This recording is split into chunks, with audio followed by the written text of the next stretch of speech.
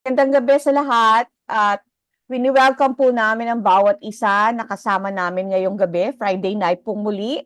At tayo po ay dinala ng banal na Espiritu Santo, nagsama-sama upang patuloy pong sumamba at magpuri sa Diyos at mag-aral ng kanyang salita at manalangin.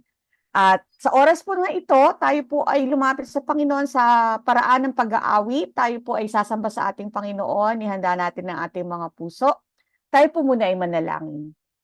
Dakilang Diyos, maraming salamat po sa gabing ito. Unang-una, salamat sa kalakasan at buhay na ibinigay mo sa amin sa buong maghapon.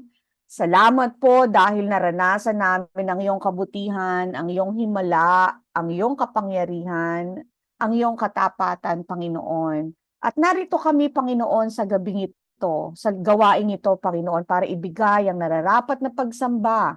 Narito kami para purihin ka, Panginoon, sambahin ang iyong pangalan, at mapalakas patuloy ng iyong banal na salita at ng panalangin. Dalangin ko, Lord, na kumilos ka sa bawat isa na kasama namin sa Zoom, gayon din ang mga kasama namin sa FB Live na nakatunghay ngayong gabi. Dalangin namin, Panginoon, na kaming lahat ay katagpuin ng iyong Espiritu Santo. Bigyan mo kami ng kalayaang umawit na nagmumula sa aming mga puso na punong-puno ng kagalakan at pasasalamat sa iyong kabutihan at kapangyarihan. Salamat po, Panginoon. Tulungan mo kami na magawa ang lahat ng nais mo na ayon sa iyong kalooban sa gabing ito. Maparangalan ka namin, dakilang Diyos, ikaw na aming Panginoon. Salamat po. Purihin ka, Ama, sa pangalan ni Jesus. Amen. Tayo pong lahat ay magpuri at sumamba sa ating Diyos. Umawit po tayo ng buong kagalakan sa ating Panginoon.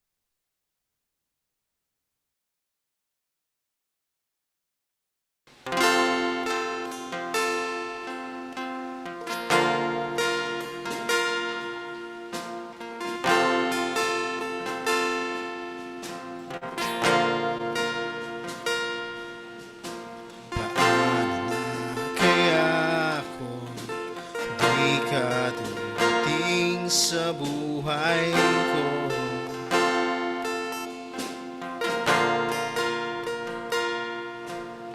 paano na ang buhay hindi nakakilala sa'yo?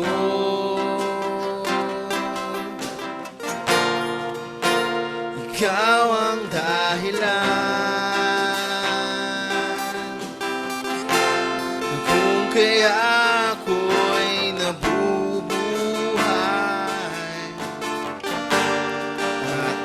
kalakasan ko.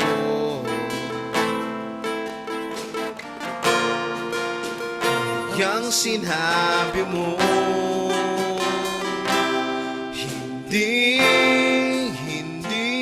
mo iiwanan, hindi mo pababayaan.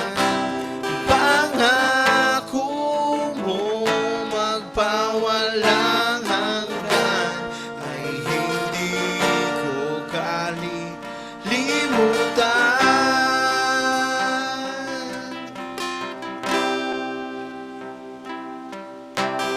Paano na kaya kung hindi ka dumating sa buhay ko?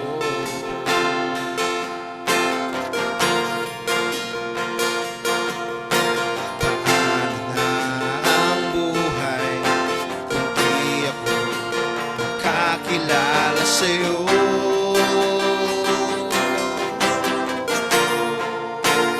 ikaw ang dahilan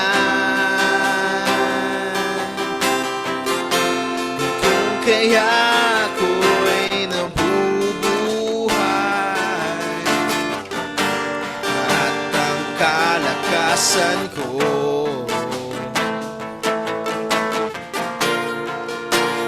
Yang sinabi mo, hindi mo iiwanan, hindi mo pababayaan. Ang pangako mo magpawalang hanggan ay hindi ko kaya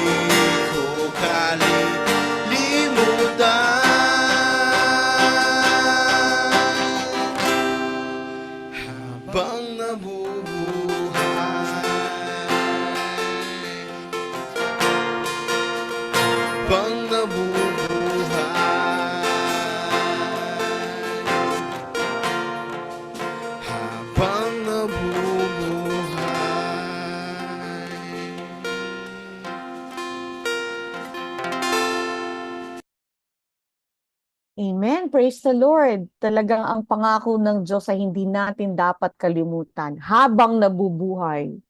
Yan po ay encouragement at reminder ng Panginoon sa atin. Magandang gabi pong muli at ngayon pong gabi tayo po ay mag-aaral ng salita ng Diyos.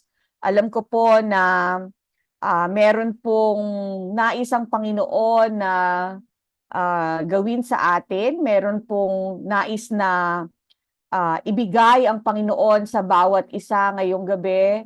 At nais po na tayo po'y patuloy na mapalakas, tayo po'y patuloy na makatagpo niya, at makita natin ang tunay na dahilan ng ating hindi man sa tunay, kundi isa sa dahilan ng pagbabago ng buhay ng isang Kristiyano. Tayo po ngayon ay nasa series of serving others, no? Faithful steward in serving others. Paano nga ba natin nakikita ang ating sarili sa kaharian ng Diyos? Alam niyo po, dapat nakikita natin yan na hindi tayo passive, yung parang wala lang, dapat involved tayo. Kasi when you give yourself in service, nakikita mo lalo yung kahalagahan ng buhay mo. Kapag ka nakakaramdam ka minsan na sa tingin mo, bakit parang hindi mahalaga yung buhay ko? Naka-experience na po ba kayo ng ganon? Naka-isip na ba kayo ng ganon na minsan parang nasasabi ninyo, parang walang halaga yung buhay ko? Bakit parang hindi naman ata mahalaga? Bakit parang wala naman atang importansya? Kapag ganun po ang nakitingin natin sa sarili natin, ang tinitignan lang natin yung sarili natin, yung buhay natin. Hindi natin nakikita yung buhay ng iba.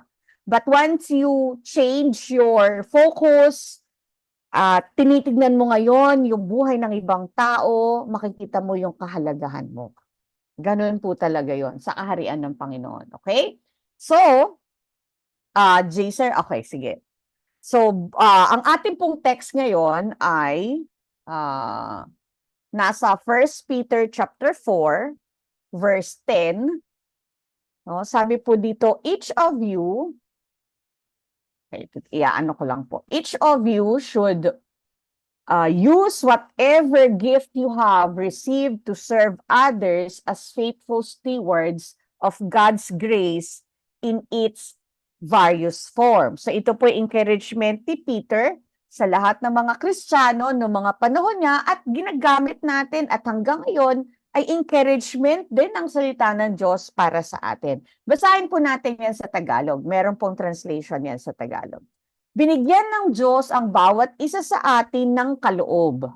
Gamitin natin ito para sa ikabubuti ng lahat bilang mabubuting katiwala ng iba't ibang kaloob ng Diyos. Napakagandang encouragement. May maraming katotohanan, may 3 katotohanan po dito na po pwede nating makita. Una, makikita natin, no, the truths about being faithful stewards in serving others. Number 1 is God has given each followers of Christ a spiritual gift. Binigyan po tayong lahat ng Diyos, ang bawat isa.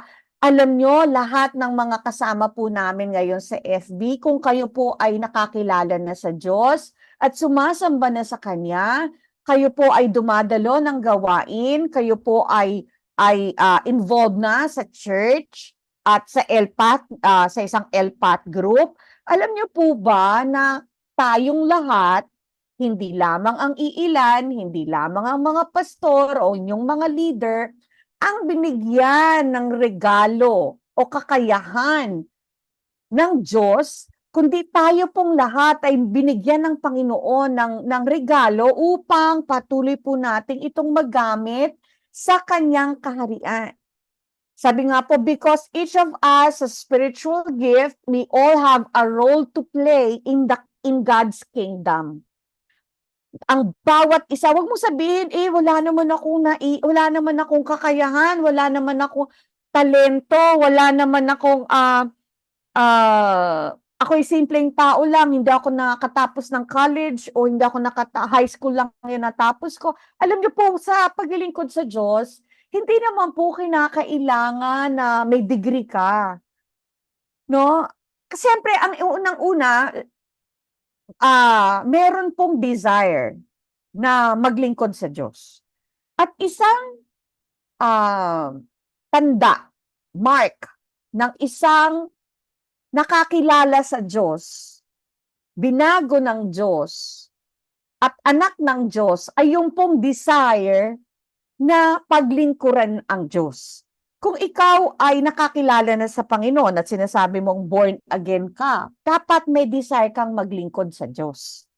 Kasi kapag ka may desire ka, gagamitin ng Panginoon yung desire na yan para makita mo saan mo ba siya po pwedeng paglingkuran. Meron po kasi tayong mga role na ginagampanan. Ang bawat isa sa atin ay dapat gampanan yung kakayahan na ibinigay ng Diyos sa atin. Hindi natin pwedeng iasa sa iilan. Kasi meron tayong role, meron tayong parte sa kaharian ng Diyos na dapat nating gawin. Ngayon, pwedeng tanungin ninyo, paano, Pastora, kunwari, merong isang Kristiyano, hindi niya talaga ginagamit yung regalo ng Diyos sa kanyang kakayahan. Anong ibig bang sabihin nun? Hindi ba lalago ang isang gawain? Hindi ba lalago ang kaharian ng Diyos? Lalago pa rin kahit hindi ka mag-respond o hindi ka mag-serve. Kahit na hindi mo gamitin yung spiritual gift na binigay ng Diyos sa'yo. Pero, na mismo yung kagalakan, yung opportunity at yung blessing na makapaglingkod sa Diyos. Hindi po tayo, ang kaharian ng Diyos ay hindi po nakadepende sa atin. Pero binibigyan tayong lahat ng mga Kristiyano, tayong lahat na nakakilala sa Diyos, ng pagkakataong mapaglingkuran ang ating Diyos, ang ating Panginoon. Kaya nga siya Panginoon ng buhay natin. Ibig sabihin, siya yung nasusunod at dapat masunod, tayo ay kanyang mga lingkod, na lahat ng lingkod dapat may master, di ba? So, ibig sabihin, merong relationship tayong na-establish sa Diyos na dapat nating gampanan.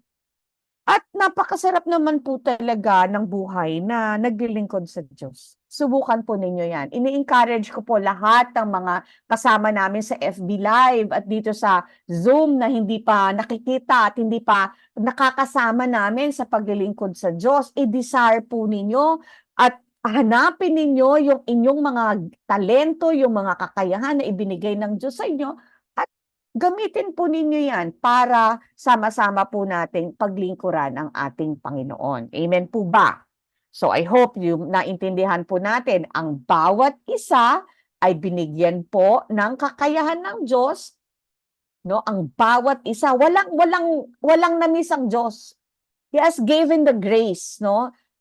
Next slide, Kuya Jaser. Pangalawang truth about serving faithfully, a faithful steward, use their gifts to serve others. Now, nagkaroon ka na ngayon ng understanding na meron kang kakayahan. Binigyan ka pala ng kakayahan ng Diyos. Anong dahilan ng kakayahan na yan? Para paglingkuran ang iba. Ibig sabihin, yung talento, yung kakayahan na binigay ng Diyos sa'yo ay merong paggagamitan.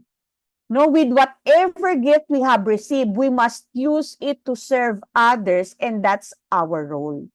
For example, ikaw yung taong mahilig, yung bang parang napaka-friendly mo, lahat na lang nangingitian mo, yung bang kahit hindi mo kakilala, nakakausap mo agad. O ibig sabihin, meron kang kakayahan ng ganong klase ng kakayahan, kasi hindi lahat ng tao may ganong kakayahan eh.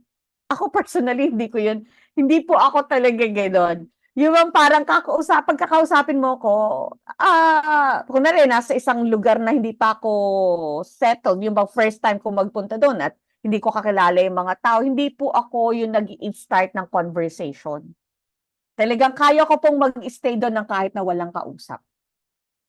Pero may mga tao na talagang kahit nga, di ba, sa sakayan lang ng jeep maghintay lang mamaya-maya meron ng kaibigan. Pagka may ganun kang kakayahan, sa ano pwedeng gamitin yan? Gamitin mo yan bilang isang usher o bilang isang usherette.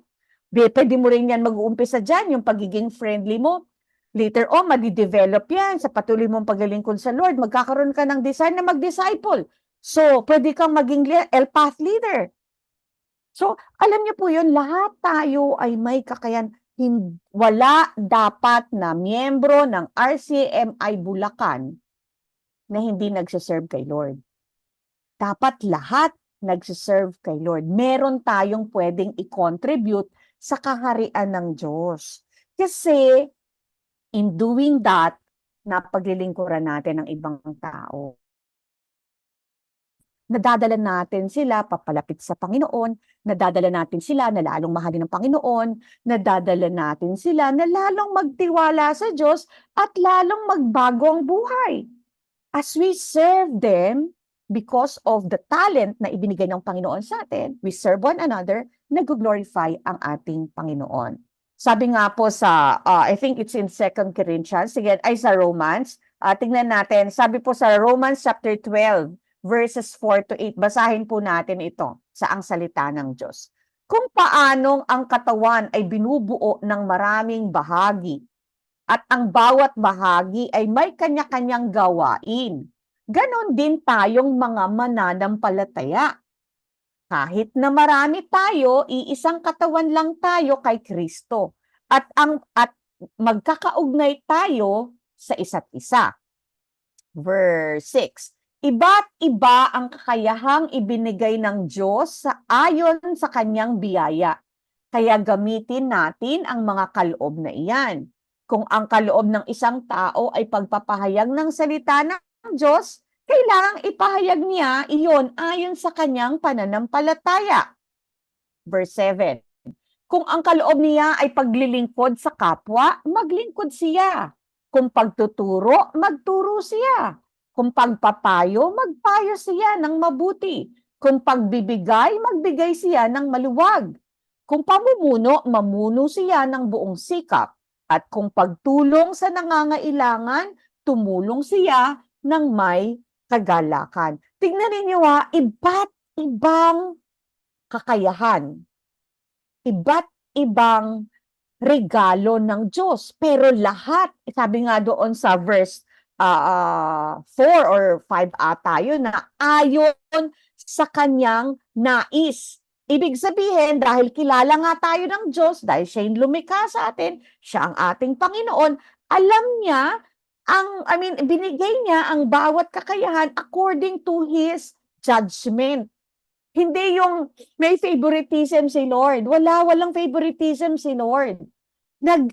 Nadadagdagan lang yung kakayahan kasi yung isang kakayahan na binibigay natin, parang parable of the talents yan Yung kakayahan na ibinigay ng Diyos sa atin ay nagagamit natin ng may katapatan, na paglilingkuran natin talaga ang Diyos at ang ibang tao dun sa kakayahan na yun. Kaya nakikita ng Diyos, mapagkakatiwalaan ito. So dadagdagan ko pa to ng kakayahan. So ganun ang Panginoon. As we keep on serving others with the gift, no? Yung ibinigay na kakayahan ng Diyos at pinaglilingkuran natin siya sa mga regalo na ibinigay niya sa atin, sa kakayahan na ibinigay niya sa atin, at nagiging matapat tayong naglilingkod sa Kanya, lalong dumadami yung kakayahan na ibinibigay ng Panginoon sa atin. Dati, ako personally, ako ay nag-umpisa lamang sa isang, ang unang-unang ministry ko po ay dance ministry. Pero sa dance, habang ako'y nasa dance ministry, nag-desire ako talagang magturo ng Bible, mag-Bible study leader. So nag-train ako, nag-aral ako, hanggang sa naging Bible study leader ako, na nakakatuwa dahil hanggang ngayon, yung mga dati kong miyembro sa bilang cell pastor nila, ay hanggang ngayon ay nagpapatuloy sa pananampalataya. Natutuwa po ako doon kasi naging parte ako ng kanilang spiritual na paglago. Hanggang sa naging Bible study leader ako, naging matapat akong Bible study leader talaga pong matapat na kahit na mahirap dahil nagbabiyahe, wala akong online Bible study noon na. Kaya po yung mga online Bible study leader, talagang dapat hindi tayo nagka-cancel kasi hindi na nga tayo nagbabiyahe papunta para i-meet yung ating mga Bible study members. So mas dapat tayong maging matapat, no? Noon talagang magbabiyahe pa kami para lang magpunta talaga kahit galing sa trabaho, pagod sa pag-aaral, magba-Bible study pa rin. So then nagkaroon po ako ng desire na paglingkuran pa ang Panginoon in much greater scale. Kaya ako po ay nag-full-time. Then nung nag-full-time ako, naging district pastor ako, nag-aral ako bilang counselor, tapos naging pastoral head department ako. Hanggang sa, alam niyo po yon, kasi kapag nakita ng Diyos na matapat ka talaga, at pinaglilingkuran mo ang Diyos ng buong katapatan, nanais ng Panginoon na magamit pa yung buhay mo at bibigyan ka pa niya ng maraming dahilan para mabuhay dahil napaglilingkuran mo siya at ikaw ay nagiging pagpapala sa ibang tao. Amen po ba? I hope na naiintindihan po ninyo yan. Pangatlo, yung pong pangatlong katotohanan, God called us to be faithful steward of His grace. Ang bawat isa ay binigyang kakayahan na magpakita, no, na sumasa kanya ang banal na spirito upang makatulong siya sa kapwa niya mananampalataya. Sabi gano'n sa 1 Corinthians 12:7. Ang bawat isa ay binigyan ng kakayahan na nagpapakita na sumasa kanya. Ibig sabihin, yung kakayahan na meron ka ay hindi galing sa'yo. Hindi yan personalidad mo. It's the gift of the Holy Spirit. Yan ay regalo ng banal na Espiritu Santo. Anong dahilan? Upang makatulong siya sa kapwa niya mananampalataya. Kapag ginagawa nating mapaglingkuran ang ating mga kamananampalataya, yung ating mga kapatid sa pananampalataya, ibig pong sabihin nun, pinapahalagahan natin yung regalo ng Diyos sa atin. Pag hindi natin ginagamit yung kakayahan na binigay ng Diyos sa atin, pinatago natin, binubulok natin, hindi natin ginagamit, ibig sabihin, hindi natin niluluwalhati ang Diyos sa regalo niya. At hindi tayo magiging matapat. So kapag ginagamit po natin yan, isa pang dapat natin gawin, habang ginagamit natin yan, maging matapat tayo. Ibig pong sabihin, huwag tayong huminto. Huwag tayong humintong maglingkod sa Diyos, huwag tayong humintong maglingkod sa kapwa mananampalataya natin. Kasi sabi nga rito, makakatulong ito. As you serve, as you use yung giftings na binigay ng Lord sa'yo, dalawang bagay yan eh. Una, naluluwalhati ang Panginoon. Pangalawa, nakakatulong ka sa kapwa mananampalataya mo na magpatuloy din para maging encouragement ka, maging instrumento ka ng Diyos para lumakas yung pananampalataya din nila. Diba? So, with that, lalong nagkakaroon ng meaning yung buhay natin at lalo nating nakikita na, dapat nga talaga mag-ayos ako ng buhay, dapat talaga lalo akong maging matapat, dapat talaga manampalataya pa ako at lalo akong sumunod sa Diyos. Kasi nakikita mo na mahalaga yung paglilingkod na ginagawa mo sa kaharian ng Diyos. Dahil naluluwalhati ang Panginoon at napapalakas ang pananampalataya, nakakatulong ka sa pananampalataya ng ibang tao. Nagkakaroon ka ngayon ng kagalakan, kakaibang kagalakan sa paglilingkod sa Diyos. Nagkakaroon ka ngayon ng kakaibang kagalakan sa buhay mo.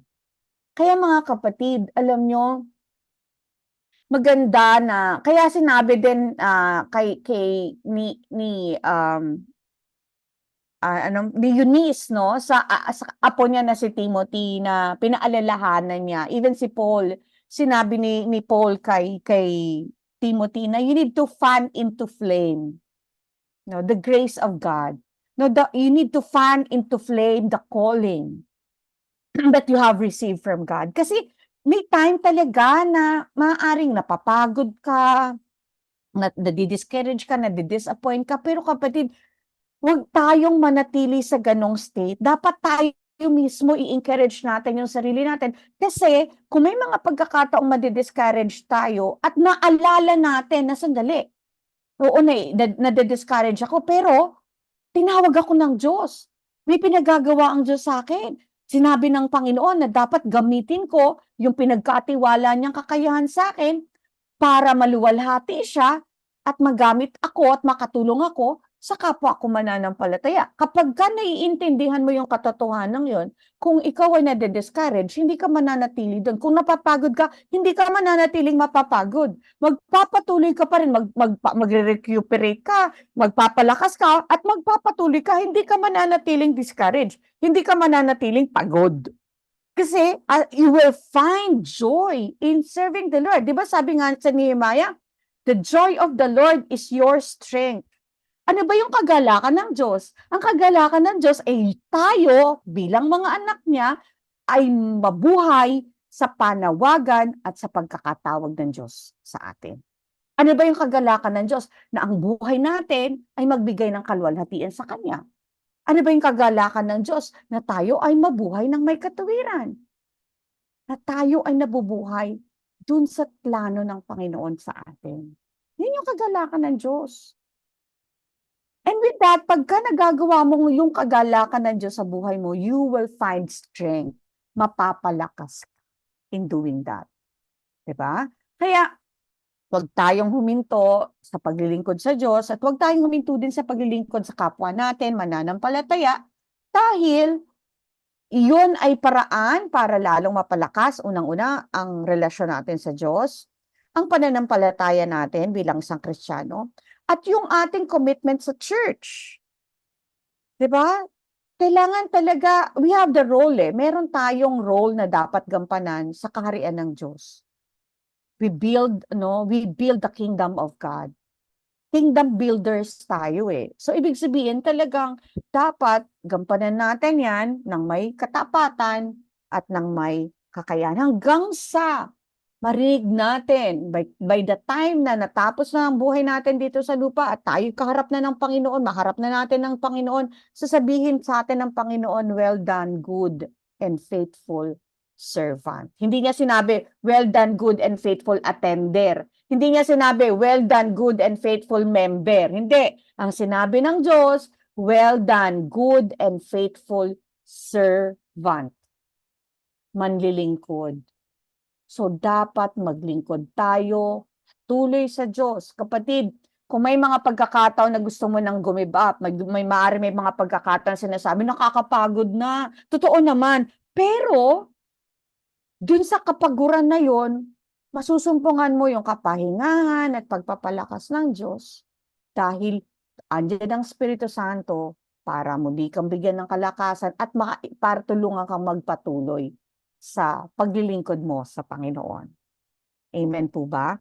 I hope na ngayong gabi tayo po ay na-encourage na lahat ng mga pagpapagal natin at ginagawa natin sa paglilingkod sa Panginoon ay hindi po nababaliwala. Yan po ay mahalaga, ino-honor po yan ng Diyos, hindi yan nakakalimutan ng Diyos. Magtiyaga lang tayo at maging matapat at tuloy na manalangin at buong kagalakang maglingkod sa ating Diyos at sa buhay ng ibang tao. Amen po ba? Okay, so ngayong gabi tayo po ipapangunahan ni Sister Eden para po sa ating panalangin. Sister Eden, sige po, tayo po manalangin na. Good evening po. Ano po, sige po. Thank you, Pastora. Napakaganda yung topic natin ngayon dahil tayo mismo personal. Lahat ng usap sa atin ng Panginoon. Alam ko na marami tayong natutunan sa paglilingkod sa Panginoon. Sige, manalangin po tayo. Una, ang ating mga sarili, personal, yung family, church, at yung ating bansa, ating mga leaders. Yes, Lord. Salamat po, Panginoon. Napakabuti mo, God. In the name of Jesus and by the power of the Holy Spirit, O God. Worship you, Lord. Glorify you, O God. Salamat po, Panginoon, sa kabutihan mo. Salamat po sa gabing ito na kung saan, Lord, binigyan mo kami muli, Panginoon, ng opportunity na makalapit sa iyong paanan. Salamat po Diyos sa pagkakataon na kami ay makapaglingkod sa iyo at sa iba, Panginoon. Lord, we humbly come to you, O God. Kung minsan, Lord, nakakaramdam kami ng kapaguran. Lord, andito po kami upang humingi muli, Lord, ng kalakasan, O God. Lord, you know our heart's desire, O God. Salamat po sa buhay na pinagkaloob mo sa bawat isa sa amin. Lord, patawarin mo kami sa lahat ng aming mga pagkakasala, kahinaan. Malit man o malaki, O Diyos, wala kaming maitago sa iyo. Patawarin mo kami at hayaan mo, O Diyos. Kami ay maglinis sa gabing ito. Naging karapat-dapat kami na lumapit sa iyo. Hugasan mo kami sa pamagitan ng iyong banal na dugo ni Jesus. At hayaan mo ang banal na Espiritu na siyang magtuturo sa amin sa gabing ito. Holy Spirit, samahan mo kami sa aming pananalangin. Salamat po sa katuruan sa gabing ito. Na patuloy, Lord, ang mag-serve sa iyo, Panginoon, na may katapatan. Tulungan mo ang bawat isa sa amin, Panginoon, na maglingkod sa aming kapwa. Na hindi kami, O Diyos, minsan hindi namin kaya, Panginoon, ang pinapagawa mo. But it is only by your grace, Lord. Tulungan mo ang bawat isa, Panginoon, na magkaroon ng desire na maglingkod sa iyo. Magkaroon ng faithful desire, O God, na makapag-serve sa aming kapwa.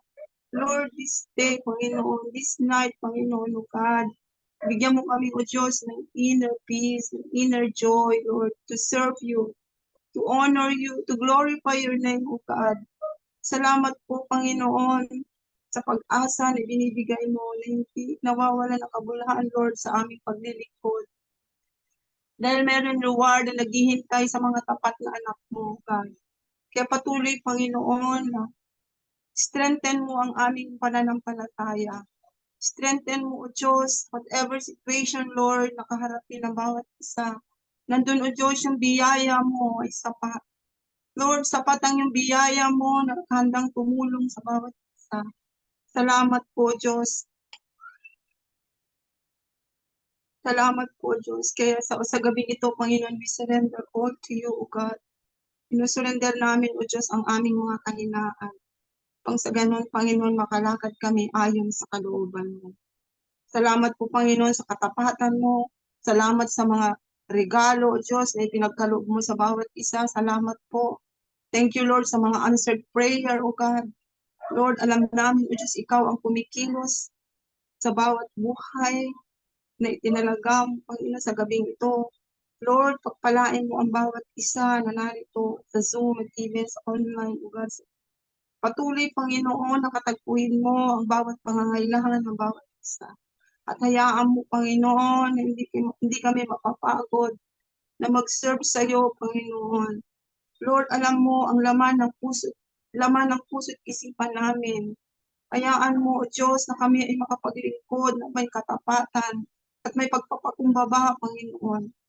Kaya Lord, dinadalangin namin, O Diyos, ang aming pamilya, O Diyos, na siyang katuwang namin sa paglilingkod sa iyo, O God.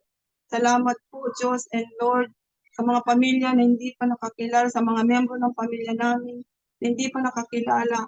Lord, abutin mo sila. Kumilos ka, Panginoon. Lord, na makakilala sila sa biblikal at tanggapin kanila, Panginoon, bilang Panginoon at sariling tagapagligtas. Saan man sila naroon, O Diyos, ang mga membro ng pamilya. Lord, ikaw ang nakakapatid ang mga pangangailangan nila. Salamat po, Panginoon, and we declare, Lord, but as for me and my household, we will serve the Lord. Sa mga pamilya na nangangailangan ng restoration, O God, tulungan mo, O Diyos, na magkaroon, O Diyos, ng unity. Magkaroon, O Diyos, ng pagkakaisa. Hayaan mo, Diyos, yung mga broken relationship, Lord. Panaulihin mo, Panginoon. Tulungan mo ang bawat isa, O God, na magkaroon, Panginoon, ng pagpapakumbaba at pagpapatawad, Panginoon.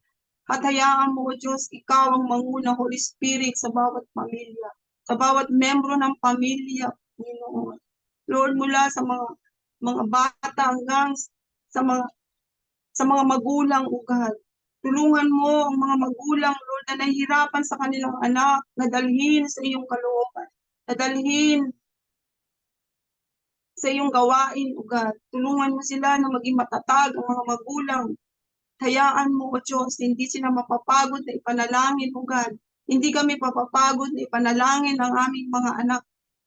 Tulungan mo ang mga anak, O God, hindi nakakasunod sa iyong kalooban, O God. Lord, salamat po, Panginoon. And I pray, Lord, sa mga nangangailangan ng financial needs. Lord, patuloy, Panginoon, na magbukas ka ng bintana ng kalangitan at ibuhos mo ang saganang pagpapala sa mga nangangailangan ng financial needs, Lord. Ikaw, O Diyos, ang magsusupply sa lahat ng mga pangangailangan nila. Hayaan mo panahon, O God. Hindi sila manghina sa kanilang pananampalataya, bagkus lumapit sila sa iyo, dumulog sila sa iyo, ipanalangin ang mga pangangailangan. Lord, sinabi mo, Panginoon, that you will supply all our needs according to His riches in glorious Christ Jesus, O God. Lord, ang mga pangako mo ay hindi nagbabago. Ang salita mo ay patuloy na nararanasan at tumutugon ka, O Diyos, sa mga pangangailangan ng bawat isa. Kaya patuloy, Panginoon, ingatan mo ang bawat pamilya. Lord, proteksyonan mo sa lahat ng class ng bawat pamilya. Ilayo mo sa kasakitan, O God. Lord, I pray, Panginoon, for good health sa bawat membro ng pamilya. Sa mga may sakit, Panginoon, dalangin ko, O Diyos. Naalala ko, O Diyos, yung anak ni Ate Minyang, si Dexter, O God. Lord, pagpalain mo at pagalingin mo, Panginoon, si Dexter, O God. Nasaan man siya ngayon, Panginoon, abutin mo si Dexter sa pangalan ni Jesus. Lord, mula ulo hanggang sa dulo ng kanyang talampakan, I speak complete healing upon kay Dexter, O God. Even, O Diyos, sa mga may sakit na kapatid namin sa Panginoon. Si Kuya Tani, Panginoon, na kailan lang nadalaw namin, O God. Lord, kaawaan mo si Kuya Tani, O God. Hayaan mo, Panginoon, dumaloy, Panginoon, ang miracle healing be upon him, O God. At hayaan mo, Panginoon, ang pamilya nila, O Diyos, ay patuloy na nagkakaisa, Panginoon. Kaya pagharian mo, O Diyos, ang bawat membro ng pamilya nila, O God. Hayaan mo, Panginoon, ikaw, O Diyos, ang manguna. Ang kapangyarihan mo ang siyang pumilos sa Ontiangcos family, O God. Lord, salamat po, O God. Lord, dalangin ko magkaroon ng harmonious relationship sa bawat pamilya, Panginoon. Lalo na, O Diyos, yung mga nakakilala na sa iyo, Panginoon. Na patuloy na magkaroon, O Diyos, ng liwanag, patuloy na magningning at magliwanag, O Diyos, saan man naroon, O Diyos, ang pamilyang Kristiyano, Panginoon. Lord, salamat po, O God. Salamat po sa provision mo, O God, sa mga bawat pamilya, Lord, na nangangailangan, O Diyos, ng provision, O God. Salamat po, Panginoon. Lord, dinadalangin namin ang aming church, O God, lalo na, O Diyos, ang RCMI Bulacan, even, Panginoon, mula sa aming RCMI main church, lahat sa mga satellites, Panginoon, Lord, particularly, Panginoon, O God, especially ang RCMI Bulacan, dinadalangin namin, O Diyos. Thank you, Lord, sa favor mo, O God. Pray, Panginoon, yung nalalapit na, O Diyos, na paglipat, Panginoon, ng church, pansamantala, O God, para pagdausan, O Diyos, ng nalalapit ng anniversary, O God. Dalangin namin, Panginoon, na mapabilis, O God, yung kontrata upang sa ganun, O Diyos, malaya kami, O Diyos, na makapagpuri sa iyo. At hayaan mo, O Diyos, patuloy na dinudulog namin, Panginoon, yung lote na kung saan pagtatayuan ng iyong gawain, O God. Lord, salamat po, Panginoon, sa katugunan sa aming mga panalangin. Dalangin namin, Panginoon, O God, yung pabor mo, O Diyos, sa RCMI Bulacan, even, Panginoon, sa nalalapit ng anniversary, O God. Lord, salamat po, Panginoon. Truly, O God, you're faithful enough, Lord. Truly, O God, hindi po kayo nagkulang, O Diyos, sa gawain mo from Fairview, RCMI Fairview, RCMI Bulacan, Panginoon. Kayo po ang nagbukas ng gawain na ito. Kayo rin po, Panginoon, na magpalago. At dalangin namin, O Diyos, na nalalapit ng anniversary. Dalangin namin, O Diyos, na masaturate namin ang lugar na ito. At marami kami ma-invite, O God. Lord, pagkilusin mo ang bawat isa, hindi lang ang mga workers, kundi lahat ng member, O God. Magkaisa kami, Panginoon, na makapagdala ng kaluluwa sa araw ng anibersaryo, Panginoon. Salamat po, O God, patuloy, Lord. Ikaw, Diyos, ang manguna.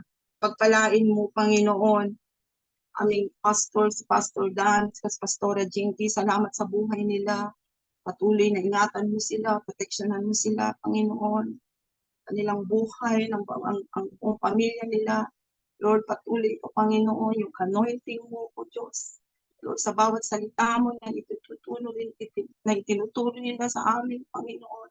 Ipatuloy na matutunan namin magrema sa aming mga puso at matuto kami sumunod, Panginoon. Lord, salamat sa buhay nila. Patuloy, O Diyos, na ikaw ang manguna sa kanila. Lord, dinadalangin namin, Panginoon, ang aming mga youth sa aming church, Marsimay, Bulacan. Pagpalain mo, O Diyos, ang aming mga kabataan. Lord, hayaan mo, O Diyos, ang kabataan namin sa Marsimay, Bulacan. Patuloy, O Lord, na pag-apuyin mo sa paglilingkod ang mga youth namin. Even, O Diyos, ang mga young pro, hindi lang mga young pro, ang bawat isa sa amin, Panginoon, ay patuloy na marikindal, Lord, mag-fan the flame, O God, yung aming paglilingkod, ang aming pagsiserve sa iyo, Panginoon. Pagkatuloy na yung commitment, yung panawag ng bawat isa, O God, ay magawa, ay magampanan ng bawat isa, O Diyos, na walang hesitation, Panginoon. Patuloy, Lord, na pagkaisahin mo ang bawat manggagawa mo sa CMI Bulacan. Hayaan mo yung mga plans and goals, Lord God. Patuloy na ikaw, Diyos, ang manguna. Palain mo, Panginoon. Even, Lord, sa nalalapit na Panginoon, Lord, sa Father's Day, pagpalain mo ang mga kapatayan. Hayaan mo yung mga tatay ng bawat tahanan, ipatuloy na lumago sa pananampalataya. Sila, O Diyos, yung pinili mo, leader sa bawat tahanan. Hayaan mo, O Diyos, magkaroon sila, O Diyos, ng desire, din, Lord, na makapagdala ng mga tatay, O God, upang sa ganoon, Panginoon, lumawak, O Diyos, ang kaharian mo dito sa lupa, O God. Salamat po, Panginoon, Lord, at pray, Panginoon, sa aming bansa, O God. Kita mo, O Diyos, sitwasyon ng aming bansa. Napakainit ang panahon, Panginoon. Lord, kasihan mo, kaawaan mo ang aming bansa, Panginoon. Hayaan mo, Diyos, yung sobrang init ng panahon. Hayaan mo, Diyos. At kahit sobrang init ng panahon, ikaw, Diyos, sa mga nangangailangan, Diyos, ng katubigan, Panginoon, sa mga magsasaka, O God. Lord, pour out mo, Lord,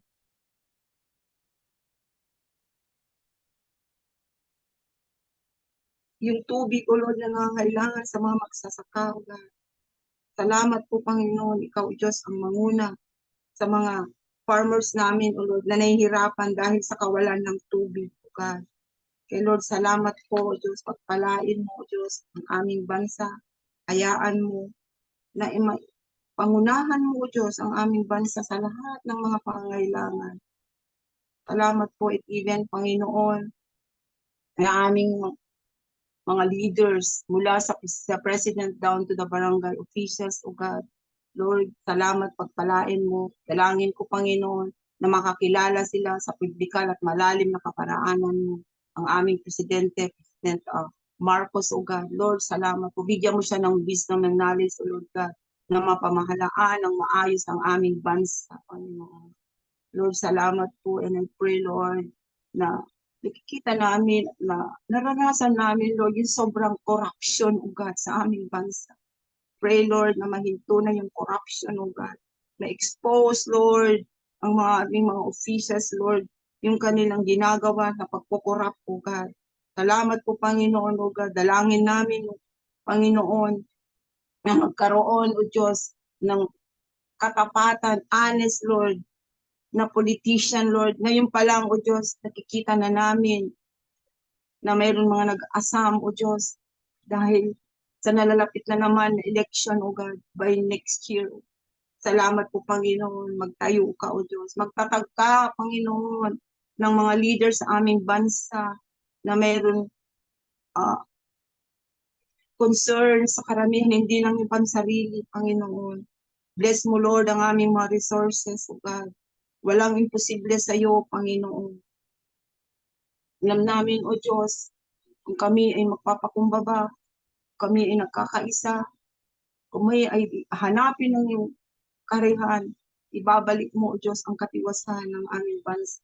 Kaya patuloy, Panginoon, pagpalain mo ang bawat isa. Patuloy, nakalingain mo ang aming bansa, ang Pilipinas. Lord, spare our nation. Protect mo, Lord. Ano man ang klase ng calamity, O God. Salamat po, Panginoon, sa biyaya mo. Dahil meron kaming bansa na patuloy, Lord.